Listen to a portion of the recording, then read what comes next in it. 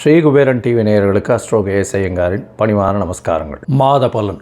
விஸ்வாவசு வருஷம் மார்கழி மாதம் 16/12/2025 14/1/2026 வரலும் உண்டான நாட்கள்.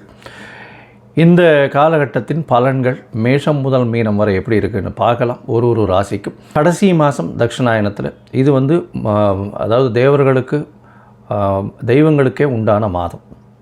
இந்த மாதத்தினுடைய கோல்சாரம் என்ன அப்படின்றத பார்ப்போம். முதல்ல பார்த்தேனால் காலபுருஷ தத்துவத்தின் 4ஆம் ராசியில் இருக்கக்கூடிய குரு பகவான் வக்ரகதியில் இருக்கார். வக்ரகதியில் இருக்கக்கூடிய குரு பகவான் மாதம் பிறந்து ஒரு 5 நாளில் புனர்பூசம் 4ஆம் பாதத்திலிருந்து புனர்பூசம் 3ஆம் பாதம் போய்டுறார். அதாவது 21/12 அன்னைக்கு புனர்பூசம் 3ஆம் பாதம் மிதுன ராசிக்கு போய்டுறார். இந்த காலகட்டத்தில் மாதம் பிறக்கும்பொழுது கேது இந்த மாதத்தில் 5ஆம் ராசியான சிம்மத்தில் இருக்கார்.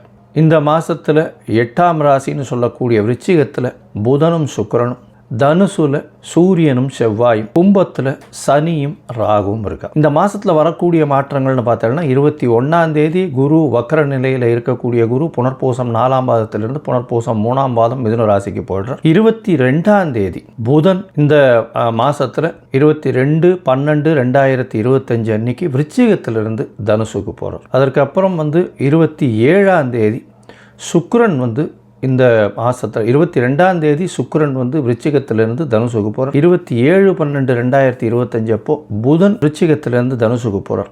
அதுக்கப்புறம் மாத கடைசியில் பார்த்தாலேயானால் 11/1/2025 அன்னைக்கு புதன் தனுசுவிலிருந்து மகரத்திற்கும், அதற்கு பிறகு செவ்வாய் தனுசுவிலிருந்து மகரத்திற்கு 14/1/2026 போகிறார். 21ஆம் தேதி 21/12 குரு வக்கர நிலையில் மாறுறார். சுக்கிரன் 22ஆம் தேதி தனுசுக்கு போகிறார். 27ஆம் தேதி அதாவது 25/12/2025 அன்னைக்கு புதன் தனுசுக்கு போகிறார். 11/1/2026 அன்னைக்கு தனுசில் இருக்கக்கூடிய புதன் மகரத்திற்கு போகிறார். அதற்கு பிறகு இந்த மாதத்தின் கடைசி நாளான 30ஆம் நாள் அதாவது 14/1/2026 அன்னைக்கு செவ்வாய் தனுசுவிலிருந்து மகரத்திற்கு மாறுறார். இது இந்த மாதத்தினுடைய மாற்றங்கள். இந்த மாதத்தில் பார்த்தாலேயானால் 19/12 அன்னைக்கு ஹனுமத் ஜெயந்தி, மார்கழி மூல நட்சத்திரம். அதற்கு பிறகு பார்த்தாலேயானால் 20ஆம் தேதி அன்னைக்கு அமாவாசை, 30ஆம் தேதி வைகுண்ட ஏகாதசி, 2/1/2026 அன்னைக்கு மார்கழி மிருகசீரிஷம்.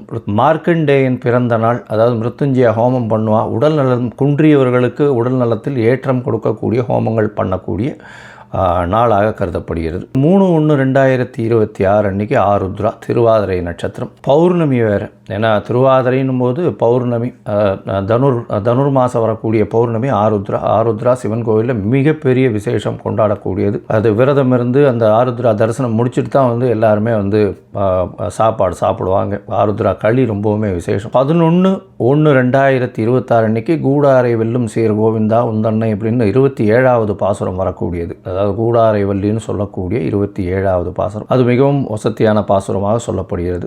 அதற்கு பிறகு 14/1/2026 அன்னைக்கு போகி பண்டிகை. போகி பண்டிகை பழையன கழிதலும் புதியன புகுதலும்னு சொல்லக்கூடியது.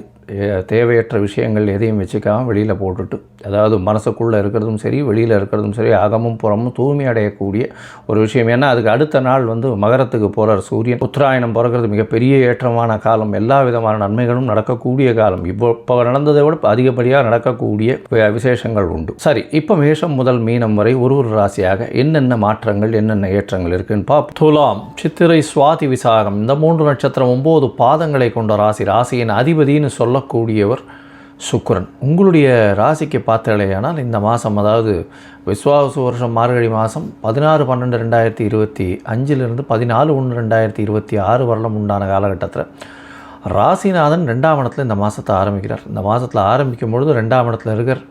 ராசிநாதனே 2ஆம் இடத்துல இருக்கிறதுனால பண வரவிற்கு பஞ்சம் இருக்காது. பேச்சில் நல்ல இனிமை இருக்கும். ஏன்னா 12ஆம் அதிபதியும் சேர்ந்து 2ஆம் இடத்துல இருக்கிற செலவுகள் கொஞ்சம் அதிகமாகவே இருக்கும். இருந்தாலும் குருவின் பார்வை இருக்குது. அதனால் எதுவும் உங்களுக்கு எது நீடோ அந்த அளவுக்கு செலவு பண்ணக்கூடிய வாய்ப்புகள் நிச்சயமாக இருக்கும். இந்த மாதத்தில் பார்த்தோம்னா முதல் கிரகங்கள் அப்படின்னு சொல்லக்கூடிய இந்த முதல் கிரகம் இந்த மாதம் அதாவது மாற்றம் அடைகிறது குரு பகவான். உங்களுடைய ராசிக்கு அதாவது 10ஆம் இடத்துலேருந்து, அதாவது குரு 10ஆம் இடத்துல வக்கரகதியிலிருந்து அவர் வந்து 9ஆம் இடத்துக்கு போகிறார். என்றைக்கு போகிறாருன்னா 21/12/2025 அன்றைக்கி அவர் குரு வந்து மாறுறார்.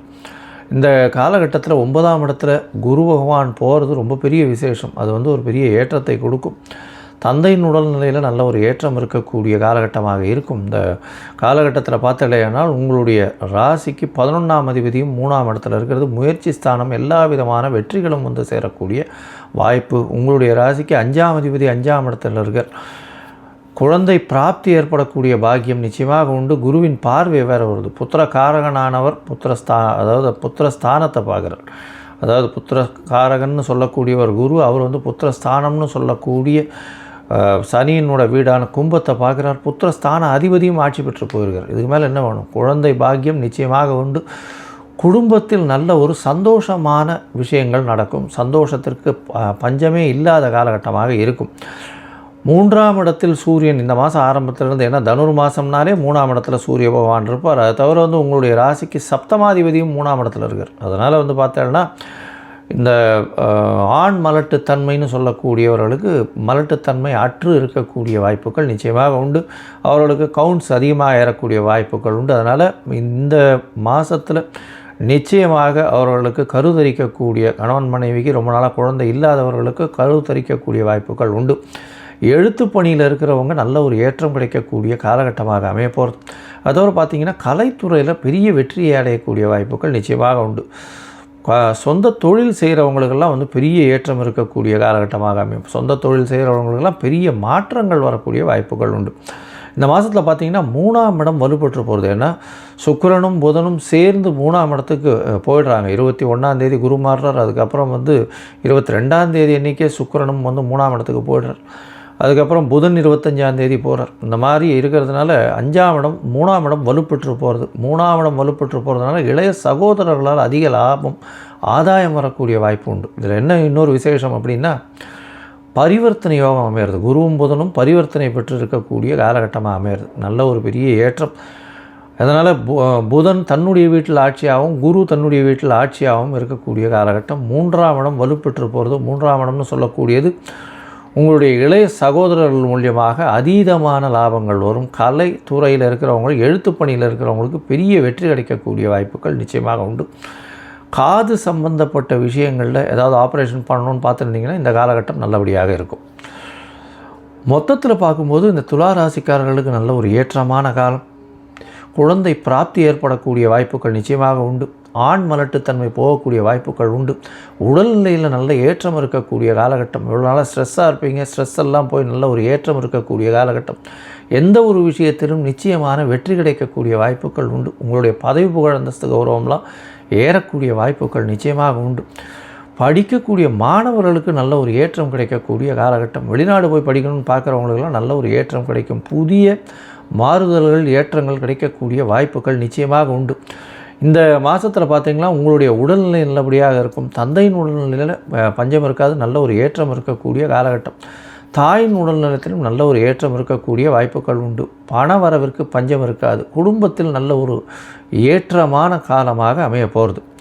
இந்த மாதத்தில் உங்களுடைய முயற்சிகள் 3ஆம் இடத்துல போய் முயற்சி ஸ்தானத்தில் நிறைய கிரகங்கள் இருக்குது. 4 கிரகங்கள் இருக்கிறதுனால எல்லாவித முயற்சியும் வெற்றி பெறும். ஆனால் சில நாட்கள் இந்த முயற்சிகளை தள்ளி போடுறது நல்லதுன்னு சொல்கிறோம். அந்த சில நாட்கள்னு சொல்லக்கூடியது சந்திராஷ்டம நாட்கள். சந்திரன் அதாவது 8ஆம் இடத்துல மறையும் பொழுது, அதாவது மதிகாரகன் மறையும் போது தவறான முடிவுகள் எடுக்கக்கூடும்னு சொல்கிறோம். அதனால் சந்திர பகவானுக்கு உண்டான எளிய பரிகாரம் அப்படின்னு சொல்லக்கூடியது அருகில் இருக்கக்கூடிய விநாயகர் கோயிலில் வந்து உங்களால் முடிஞ்ச பச்சரிசி தானமாக கொடுத்துட்டு போங்க.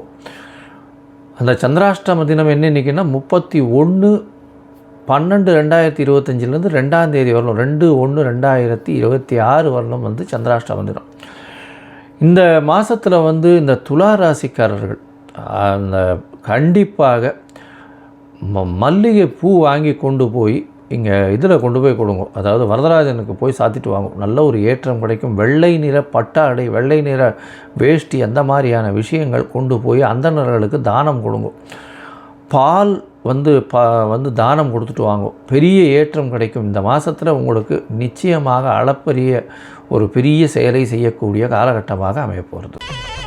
ஸ்ரீ குபேரன் டிவியை பார்த்தமைக்கு நன்றிகள். மேலும் இது போன்ற தகவல்களை தெரிந்து கொள்ள ஸ்ரீ குபேரன் டிவியை சப்ஸ்கிரைப் செய்யுங்கள். மறக்காமல் பெல் ஐக்கானை கிளிக் செய்யுங்கள்.